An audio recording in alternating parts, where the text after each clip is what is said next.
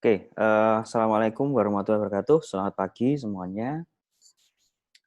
Ya, ini kuliah yang TM yang kedua dari mata kuliah manajemen strategik. Ya, di TM pertama sudah dijelaskan Pak Jazuli. Mungkin ada dari kalian mungkin satu atau dua orang ya untuk mereview kira-kira penjelasan Pak Jas secara umum kemarin di awal seperti apa. Yuk, silakan. Sebelum kita mulai kuliah kita pada pagi hari ini. Ya, salah satu ada dua orang.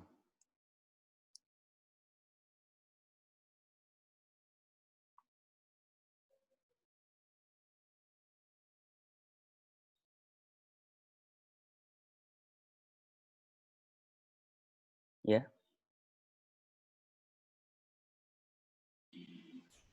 Saya Pak, saya mau Ya. bantu. Kemarin Pak Jazuli memberikan pengantar. Dibuka Wid kameranya. Oh ya, sebentar Pak.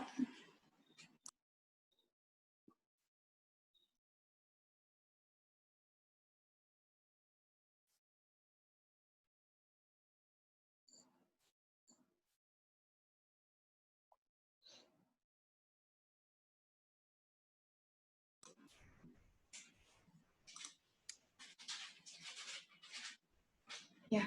Ya. Terima kasih. Jadi terdengar ya Pak suara saya? Terdengar jelas ya. Ya.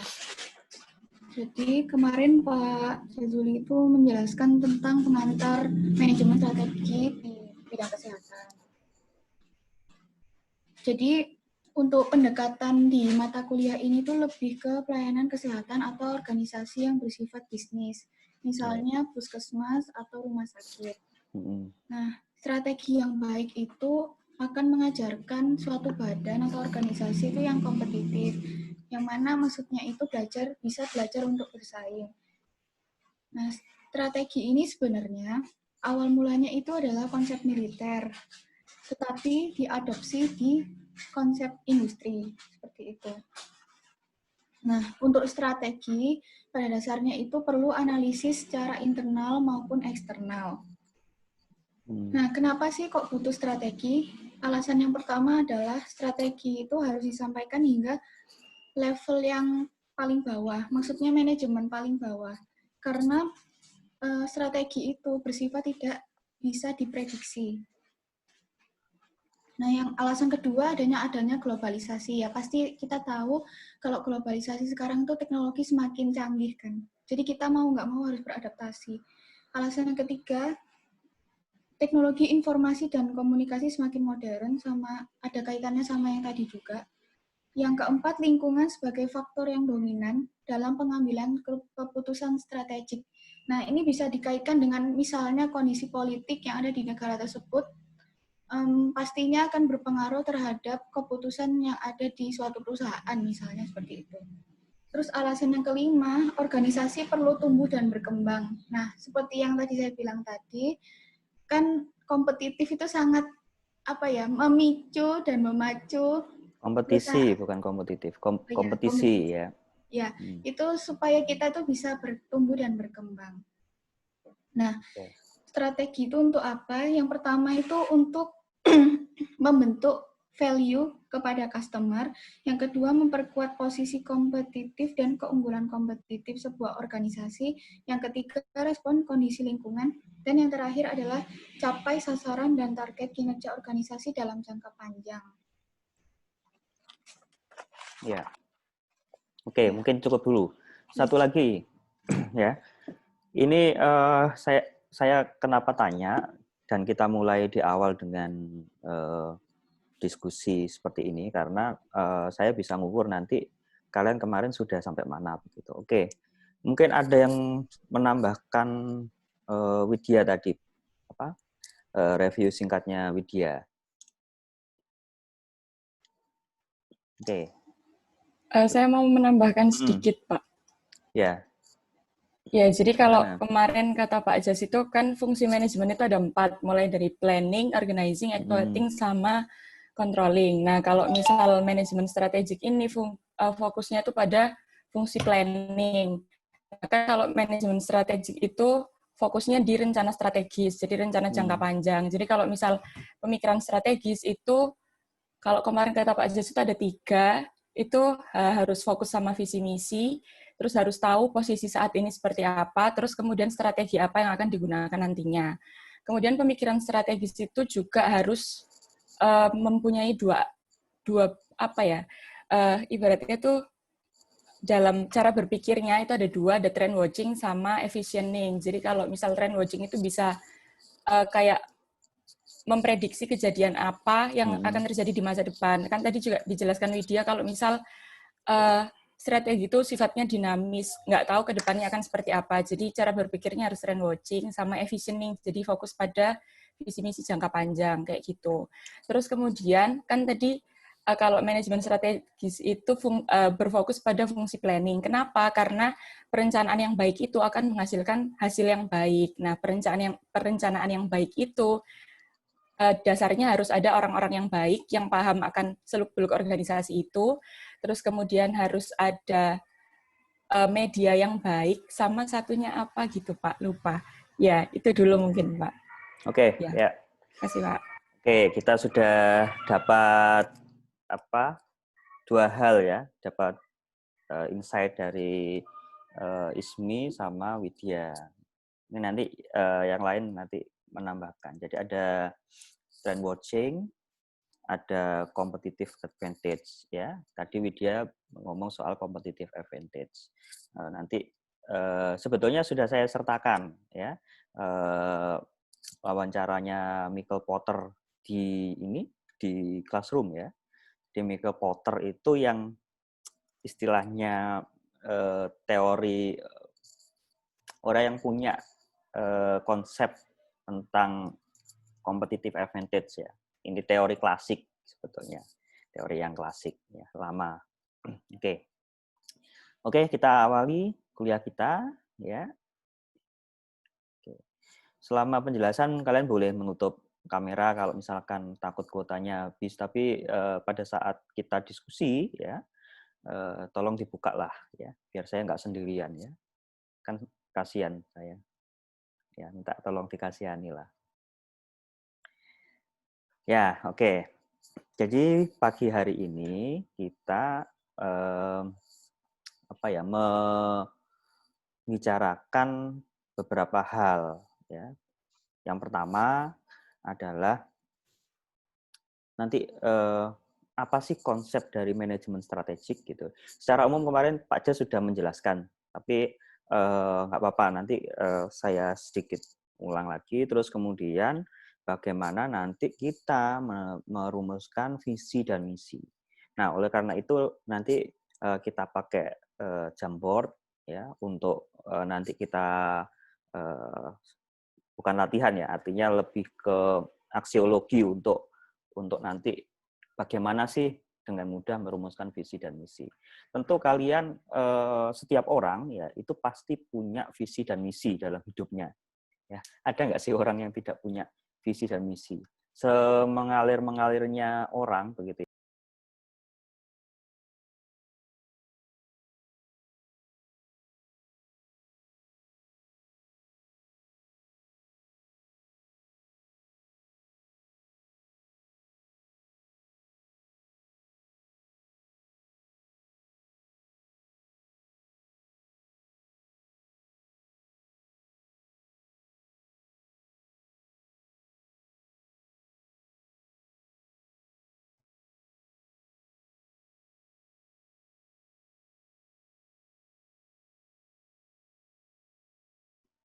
Halo, ya bisa dengar suara saya? Ini Bisa Pak. Bisa, Pak. Surabaya First Media lagi trouble banget ini. Ada yang pakai First Media di Surabaya? Aduh, ya. Oke, kita lanjutkan. Oke.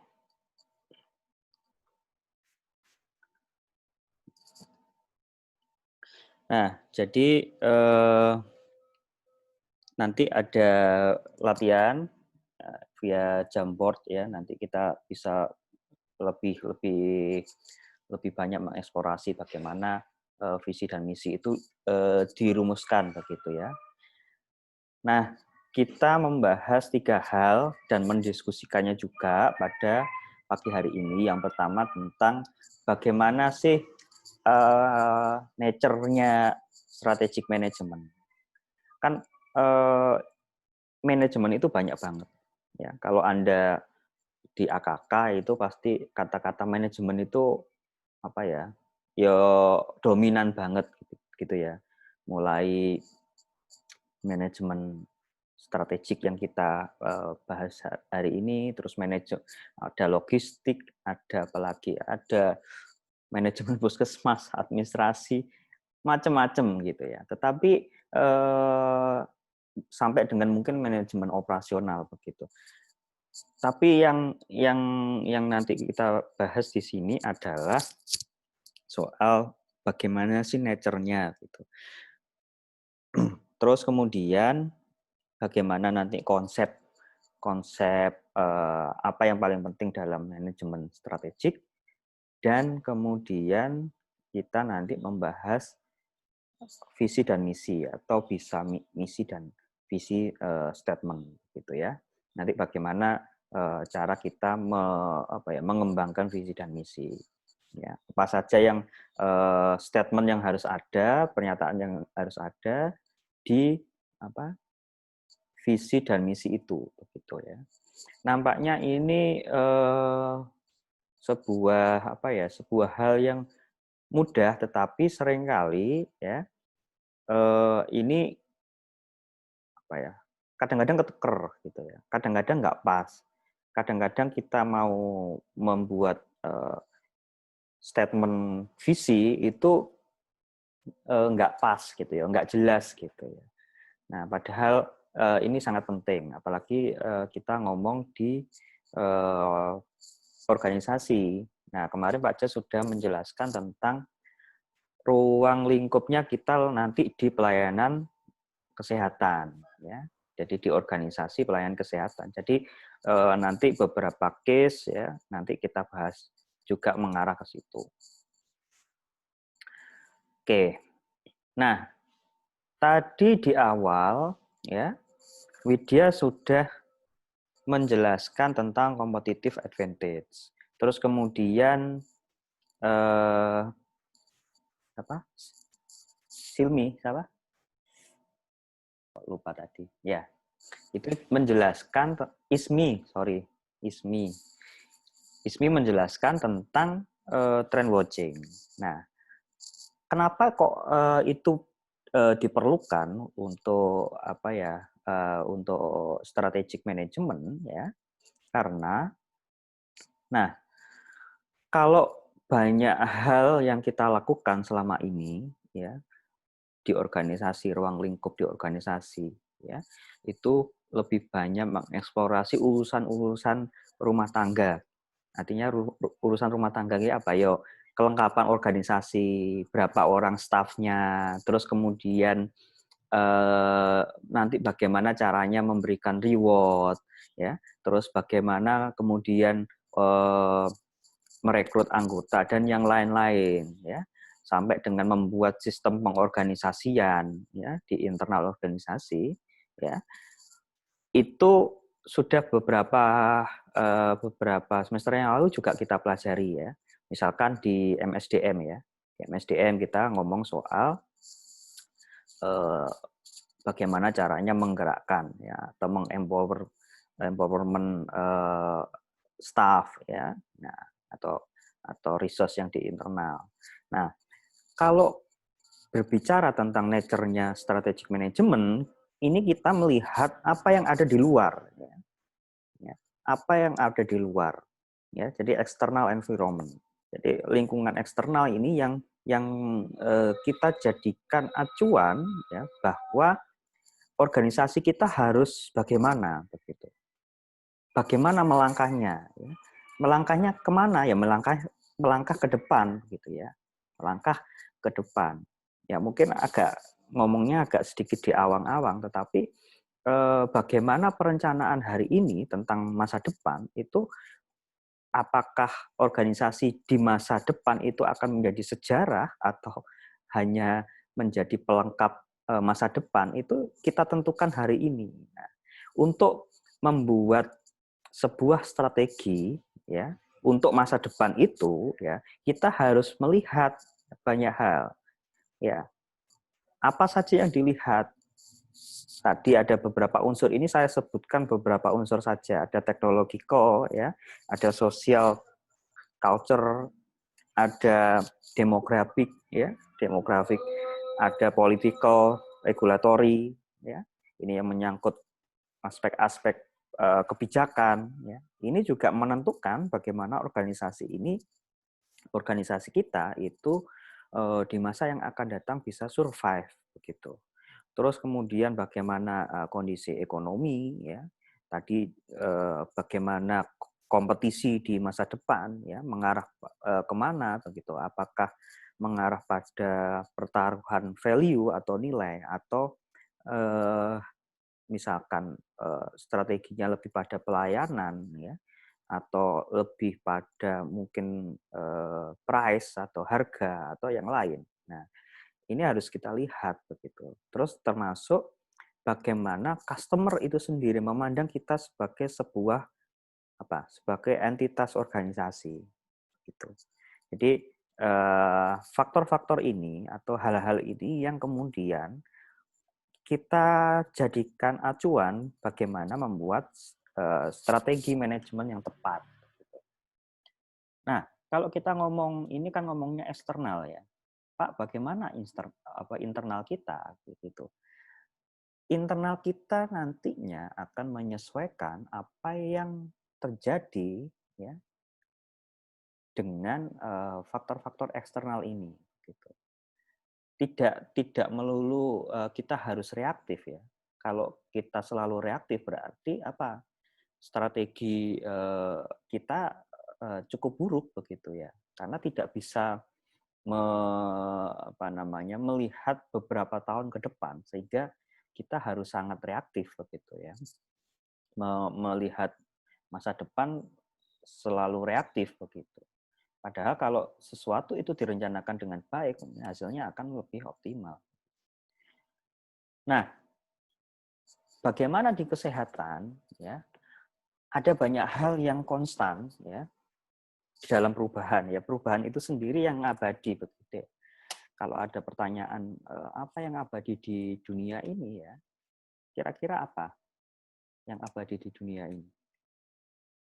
Ada nggak yang abadi di dunia ini?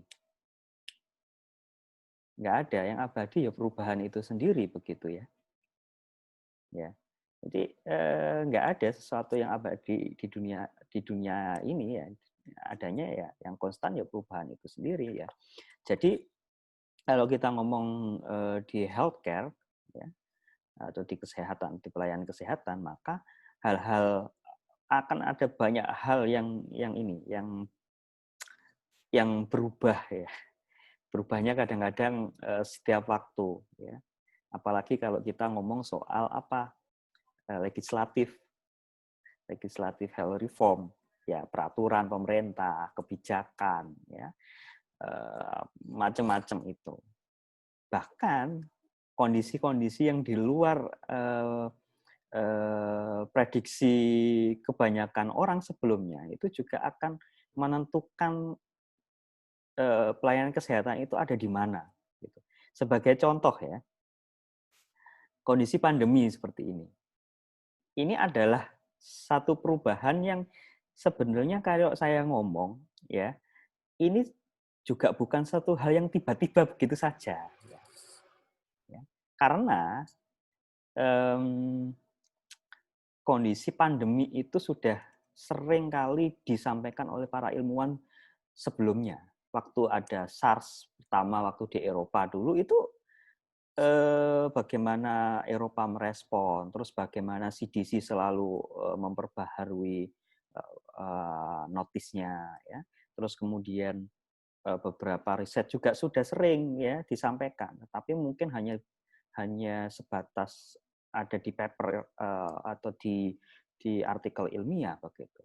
Tapi kalau negara itu responsif terhadap ini, artinya ya seperti tetangga kita Singapura. Ya. Di Singapura belajar dari pengalaman pandemi flu burung, ya, mereka melakukan banyak hal perubahan di industri pelayanan kesehatan terkait dengan bagaimana fast moving-nya untuk mengubah kapasitas rawat inap menjadi ICU dengan cepat begitu ya.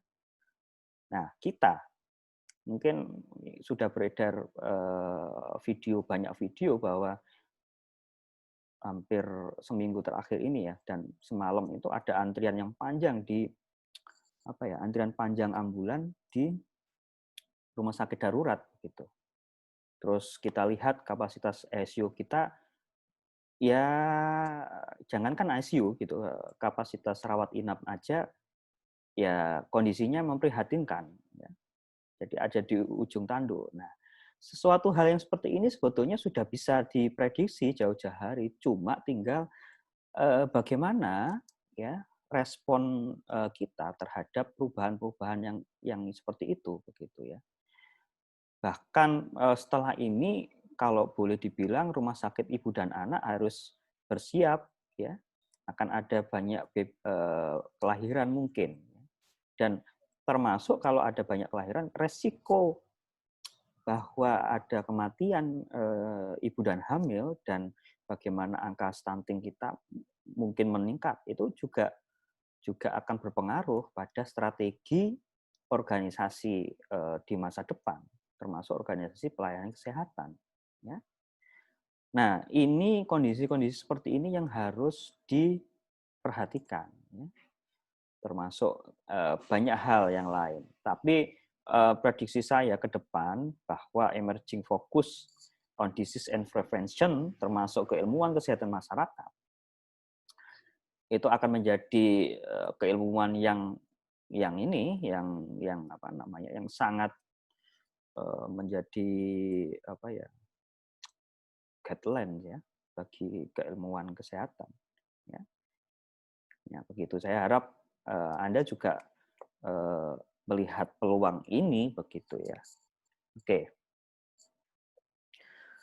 Kalau ngomong level strategi, ya strategi itu sebetulnya ada di mana-mana, di level mana saja. Tetapi biasanya memang strategi itu selalu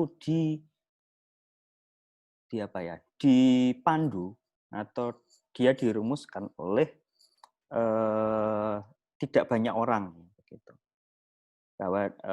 Bahwa katakanlah kan nggak mungkin dalam satu gerbong itu ya masinisnya berapa begitu ya, kan ada masinis, ada kepala masinis ya, saya nggak tahu ininya, tapi yang pasti nahkoda juga begitu ya, kapten kapal juga begitu gitu. Maka dalam hal ini strategi organisasi itu atau corporate strategi itu ada di level tertinggi begitu ya yang memikirkan.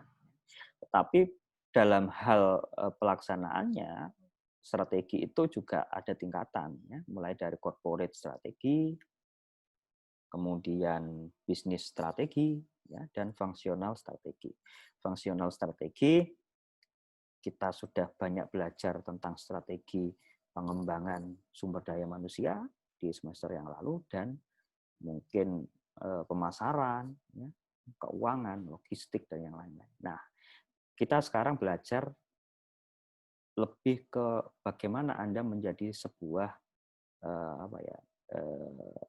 sebuah corporate ya, sebuah corporate manager katakanlah begitu, ya, atau Anda yang perumus strategi. Nah, jadi strategi itu ya sebetulnya adalah bagaimana cara berpikir ya. Bagaimana berpikir yang menggunakan sebuah pendekatan yang pendekatan ini tidak single ya, jadi multi, bahkan cenderung kompleks. Jadi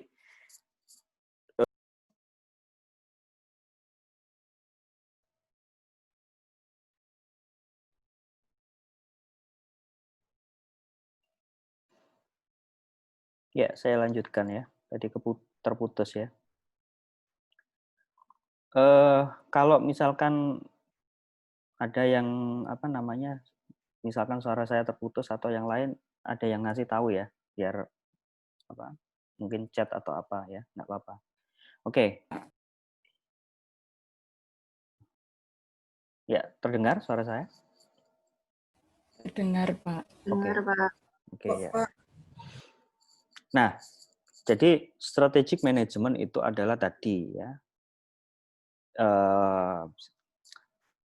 Ini adalah sistem yang kompleks begitu ya, karena kita tahu tadi sebelumnya ada banyak hal yang harus diperhatikan, mulai aspek regulasi ya sampai dengan bagaimana kondisi ekonomi dan yang lain-lain. Maka pendekatannya adalah kita menyelesaikan banyak hal ya yang kompleks itu. Nah, kalau saya nggak tahu di semester yang lalu kayaknya diajari di sistem thinking ya. Nah, jadi berpikir kompleks gitu. Nah, jadi satu hal begini ya. Bagaimana pemikir strategik itu dia punya 3 hal yang memang harus dipikirkan. Yang pertama, bagaimana masa lalu, bagaimana kondisi yang sekarang, dan bagaimana masa depan. Nah, sehingga strategi yang dibikin itu tetap berpijak pada kondisi masa lalu, karena kalau kita tidak memperhatikan apa yang terjadi di masa lalu, ya, kita akan selalu mengulang banyak hal, ya, tidak hanya mungkin terobosan yang sama, mungkin kesalahan yang sama, sehingga organisasi itu banyak melakukan beberapa hal yang tidak efisien dan efektif, begitu ya. Terus kemudian dia harus memahami kondisi organisasi yang saat ini, ya, sehingga pijakan startnya jelas, gitu ya. Anda punya karyawan, katakanlah begini, di organisasi Anda punya 10 karyawan, dan 10 karyawan ini tidak bisa katakanlah ekstrim, tidak bisa komputer dan internet begitu. Terus kemudian Anda berbicara soal masa depan, bagaimana bekerja dari rumah begitu ya. Nah, ya ini jelas menjadi menjadi visi yang ngawang begitu ya. Nah, maka Anda harus punya pijakan masa lalu bagaimana, terus kondisi yang sekarang itu bagaimana begitu. Anda titik awalnya di mana gitu. Baru ngomong masa depan begitu ya. Nah, seperti itu. Oke. Sampai di sini ada yang perlu kita diskusikan?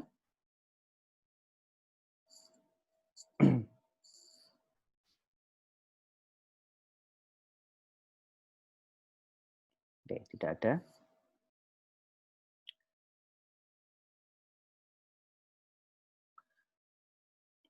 Nah, kemudian apa sih strategic management itu? Ya. Strategic management itu adalah semua hal ya, bagaimana proses identifikasi ya, atau suatu hal yang dia itu suatu hal yang mengidentifikasi apapun ya, yang dilakukan oleh manajer ya, yang dia ini ingin menciptakan sebuah kinerja yang terbaik bagi organisasi, ya, kinerja yang terbaik bagi organisasi, dan tadi menciptakan sebuah competitive advantage Ya. Kalau bahasa Indonesianya competitive advantage itu apa? Keunggulan bersaing begitu ya. Keunggulan bersaing bagi organisasinya. Jadi keunggulan bersaing itu misalkan begini. Anda punya 10 orang karyawan begitu di organisasi. Nah, kalau 10 orang ini tidak dipacu dengan iklim kompetisi yang sehat ya, maka saya yakin 10 orang ini tidak akan meningkatkan kinerjanya secara baik. Nah, bagaimana menciptakan iklim kompetisi yang sehat? Ya, ada banyak cara. Ya, Anda harus baca bukunya Michael Porter, ya, yang 5 Discipline. Ya, di situ ada competitive advantage. Nah, ada 5 hal yang harus diperhatikan. Ya, nanti bukunya saya sertakan. Nah, terus kemudian strategic management itu dia adalah sebetulnya serangkaian keputusan ya, atau tindakan. Jadi tidak hanya banyak hal yang mengatakan bahwa strategic management itu ya isinya apa ya, kayak tumpukan kertas saja. Bagaimana tumpukan kertas ini kemudian dibuat sebagai sebuah keputusan dan perbuatan itu yang tidak sering dibicarakan orang gitu.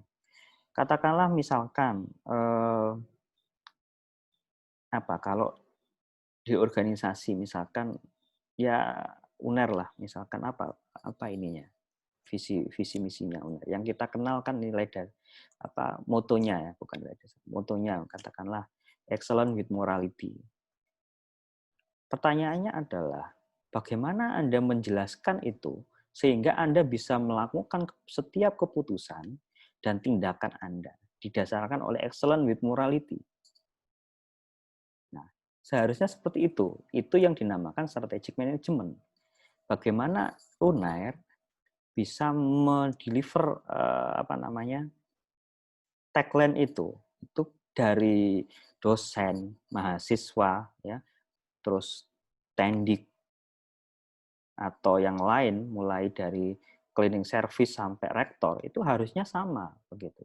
Karena tidak hanya berupa tagline atau moto saja, tetapi ya dia harus jadi satu antara decision, ya, keputusan apapun yang diambil oleh organisasi dan anggota organisasinya, dan dia melakukan sesuatu harus mengacu pada itu. Nah, sekarang pertanyaannya adalah apakah sudah seperti itu? Nah, jika tidak, maka berarti strategi manajemennya perlu ditata ulang begitu ya. Nah, maka menjadi manajer saat ngomong strategi itu membutuhkan pengetahuan pasti dan sebuah pendekatan analisis dan sebuah pendekatan ya, baik mungkin analisis atau analitik gitu ya. Nah, sehingga kembali lagi nanti dia bisa menghasilkan keputusan yang baik ya. Kalau kemarin kita ngomong soal policy begitu ya, kebijakan. Kalau di strategic management itu aromanya lebih banyak right decision begitu ya. Karena itu tadi strategic management itu ya satu kesatuan ya antara decision dan act ya, dan perbuatan. Decision-nya bagaimana, perbuatannya bagaimana gitu. Nah, salah satu hal yang penting kenapa kok kemudian strategic management itu kita buat adalah ini semata-mata untuk menjadikan ya banyak hal yang tidak visible. Ya, tidak visible itu ya tidak nampak ya. Jadi masa depan itu seringkali kan tidak nampak. Ya. tidak nampak. Kita kan nggak tahu masa depan seperti apa. Tetapi masa depan itu bisa diprediksi, gitu ya. Kita tidak tahu sampai kapan ini COVID selesai, begitu ya. Pandemi ini akan selesai, tapi kita tahu dan kita bisa memprediksi itu, ya, dengan beberapa hal, ya, entah itu pemodelan saintifik atau pemodelan sosial, begitu. Nah itu bisa diprediksi. Ya. Strategic management itu seperti itu, ya, memastikan bahwa hal-hal yang tidak visible itu menjadi lebih mudah untuk apa ya diprediksi, dan kita bisa melakukan sesuatu hal yang lebih mudah, ya, agar organisasi kita lebih optimal. Gitu. Nah, kembali lagi kenapa kok strategi manajemen itu dibuat, ya itu untuk future direction, gitu ya. Untuk bagaimana seorang manajer itu bisa melakukan fungsi-fungsi direktif, ya, di organisasinya. Nah, terus kemudian dari perspektif staff, dari perspektif karyawan, bagaimana? Apa pentingnya begitu ya? Organisasi itu punya sebuah strategi, begitu. Ini penting begitu. Karena kenapa? Karena kalau organisasi itu tidak punya strategic management, maka staff ini nggak tahu loh, dia ini mau ngapain, dia ini mau diarahkan kemana, dia ini mau berbuat apa untuk organisasinya. Nah, kalau organisasi itu tidak punya strategi, ya bisa dibayangkan apa bedanya sebuah strategi itu dengan warung kopi, atau mungkin orang-orang nongkrong di pinggir jalan, begitu ya. Bahkan orang-orang di warung kopi pun juga punya tujuan kan. Tujuannya apa ya? Mungkin bertemu dengan tetangganya atau pengen minum kopi, begitu ya. Nah, kalau misalkan itu tidak, sebuah organisasi itu tidak punya strategi, ya organisasi itu hanya sekedar orang yang kumpulan orang-orang yang kumpul-kumpul, gitu ya. Oke.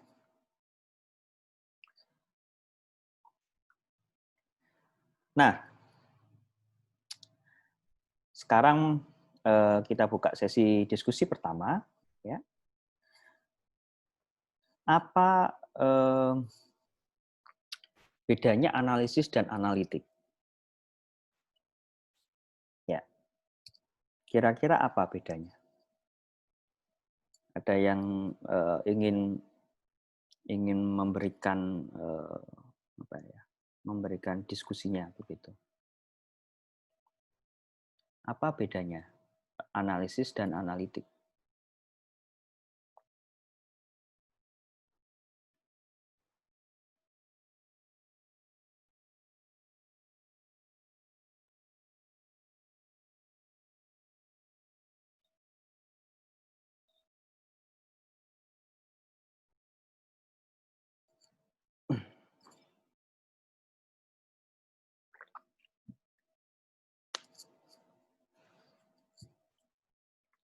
Sudah sampai jam 9 kayak gini.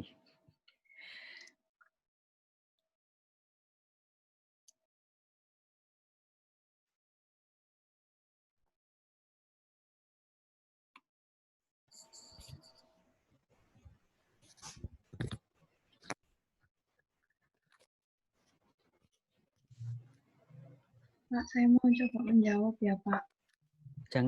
Jangan ngomong mencoba menjawab, tapi Pak, ini saya ada yang ini gitu loh, yang saya menurut saya seperti ini gitu ya. Kan saya nggak tanya, artinya lebih ke diskusi sih, ini bukan pertanyaan. Ya, gimana? Ya, Pak. Kalau menurut saya itu, kalau analisis itu lebih bagaimana kita melihat ke belakang gitu, Pak. Jadi kita menganalisis jadi kayak gitu. Nah, kalau untuk analitik itu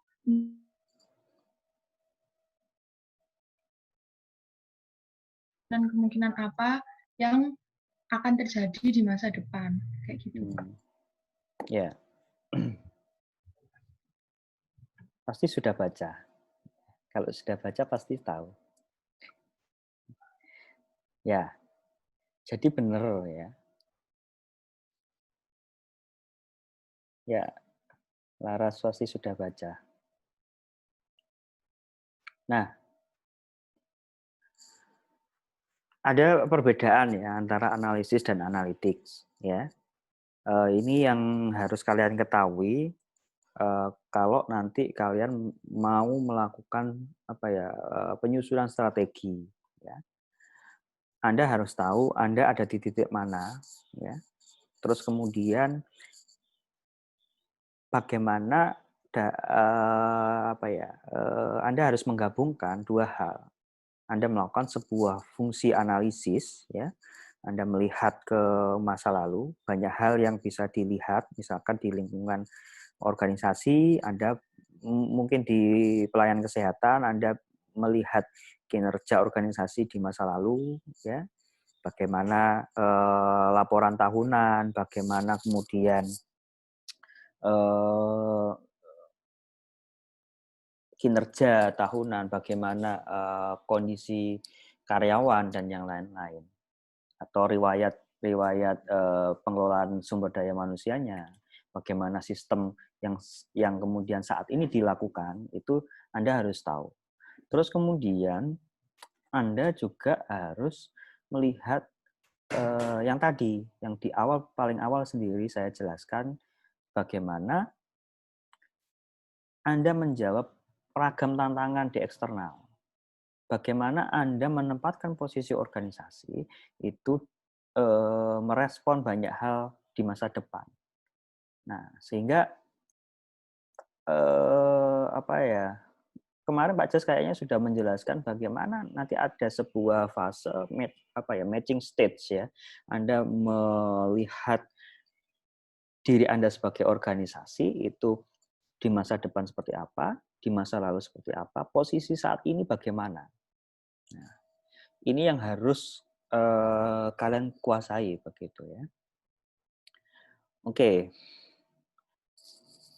Ini adalah area pembelajaran di manajemen strategik ya. Anda melakukan fungsi ini ya. Formulasi strategi formulation, strategi implementation, strategi evaluation. Ini adalah sebuah siklus ya, atau bukan siklus ya, bagan ya. Tahapan-tahapan di mana Anda menyusun sebuah strategi organisasi, itu sebuah strategi organisasi ya. Ini bukunya saya sertakan di di Google Classroom ya. Jadi per babnya sudah dibahas. Jadi Anda bisa membaca ini agar mendapatkan banyak hal atau banyak bahan untuk diskusi. Nah, sekarang kita ada di pertama kali kita bagaimana merumuskan visi dan misi, gitu ya. Oke, saya nggak usah masuk ke case soal McDonald ya. Ini nanti dibaca. Terus bagaimana case ini nanti Anda berikan catatan.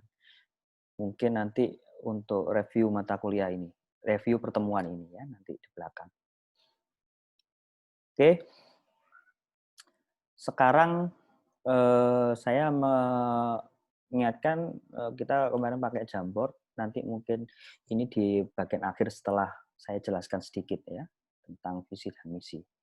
Nanti kita akan coba praktek begitu. Oke, strategi itu apa? Memang betul bahwa strategi itu dimulai oleh banyak definisi yang mengatakan oh itu untuk militer dan yang lain-lain.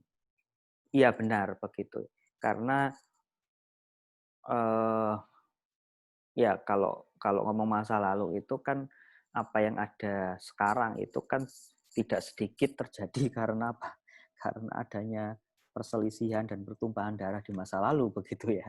Harus diakui begitu. Jadi strategi dulu lahir ya karena untuk memenangkan pertarungan-pertarungan yang sesungguhnya begitu ya. Jadi definisi-definisi ini lebih menjelaskan tentang itu begitu ya. Kalau arti bahasanya lebih ke leading sama moving begitu ya. Bagaimana dia strategi ini tujuannya untuk memimpin ya, untuk leading dan moving. Oke, ini silakan nanti di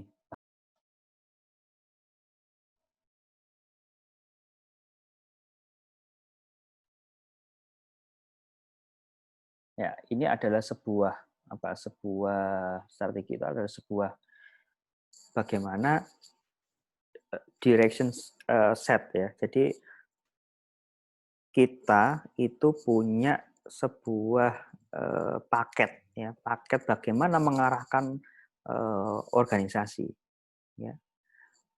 Komponen paketnya apa saja ya? Kita punya banyak hal yang bisa kita jadikan petunjuk dari masa depan. Sehingga apa? Sehingga kita nanti bisa memberikan pengarahan kepada staf organisasi, organisasi di lini di bawah kita itu bisa ini gitu loh, guideline ya. Jadi terarah begitu.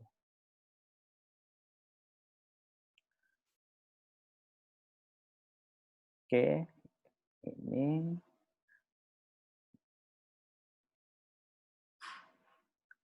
juga bisa dibaca. Saya nggak perlu menjelaskan panjang lebar. Ya. Yang jelas strategi itu juga merupakan sebuah roadmap dari organisasi.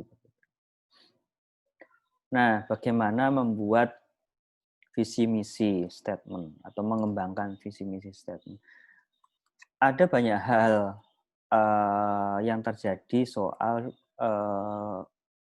pandangan yang benar itu visi dulu atau misi dulu begitu. Nah, jadi Anda jangan kaget gitu kayak kalau misalkan ada banyak orang itu yang ngomong mission and vision, ada yang ngomong vision and mission.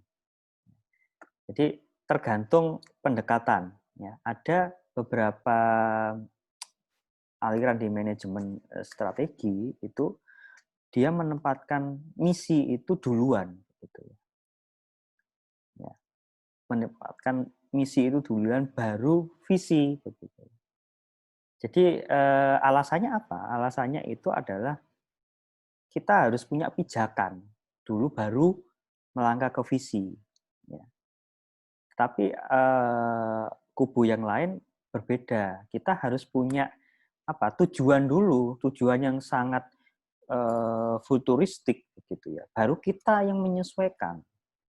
Kita membuat misinya untuk ke sana itu bagaimana. Nah, jadi misalkan kalau orang-orang itu kan sekarang banyak eksplorasi luar angkasa, itu kan pengen ke Mars ya. Nah, visinya pengen ke Mars, pengen membuat koloni di sana. Ya, maka kemudian ada banyak sekali misi yang dijalankan. Nah, tapi ini sangat menghabiskan biaya kan ya. Nah, ada juga orang yang berpikir ya kita ngomong soal bagaimana misi dulu gitu. Kita punya apa, terus kemudian kita ini pengen ngapain sih gitu ya. Kalau kita pengen tinggal atau membuat koloni di luar angkasa, kenapa kok kita nggak ke planet yang lain misalkan? Mungkin kita ke bulan aja begitu ya, atau kemana? Gitu kan kondisinya sama-sama belum jelas, belum pasti begitu ya. Nah, kita punya apa? Karena kita nggak punya teknologi untuk belum punya teknologi untuk itu. Nah, berarti oke, visinya itu ya. Yang penting kita bisa tinggal dulu di luar angkasa untuk beberapa waktu begitu. Nah, maka kemudian itu oke, misinya apa, baru visinya. Ya. Ini 2 pendekatan ya, yang nanti mungkin akan kalian temui. Oke.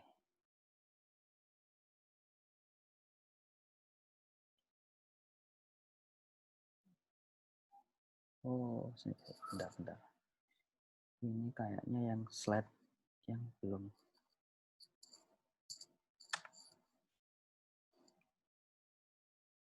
Oke, dari sini ada yang perlu dijelaskan?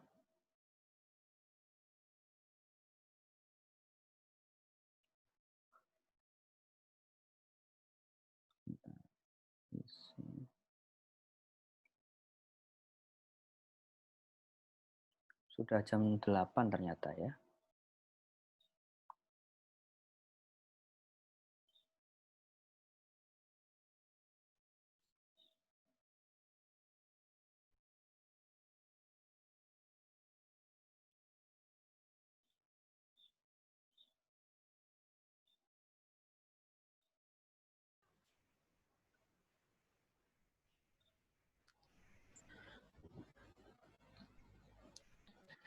Oke, kita Mau nanya, langsung.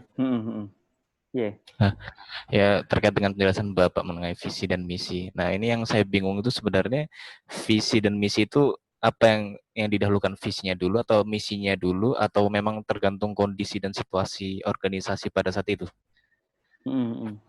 Jadi gini, ya itu tadi yang saya jelaskan sebelum kita nanti mendiskusikan beberapa hal itu ya. Tergantung kita mau pakai pendekatan yang mana begitu ya. Lumrahnya kalau di organisasi di Indonesia itu biasanya dia menempatkan visi duluan ya, yang ditempatkan. Tapi tergantung Anda mau pakai yang mana begitu ya. Masing-masing ada alasan gitu.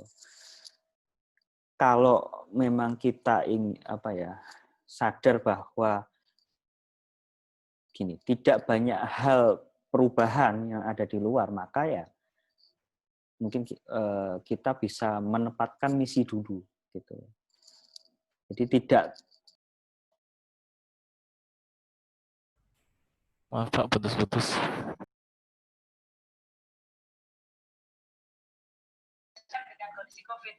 Google Meet sama Zoom itu enakan mana sih? Sebenarnya enak Zoom kalau menurut saya, Pak. Enak Zoom, Pak. Iya, tapi ini ya, sama-sama beratnya atau enggak? Enggak. Untuk lebih berat Zoom, Pak. Lebih berat Zoom. Ini First Media di tempatku ini banget ini dari kemarin. Oke, jadi tak lanjutkan.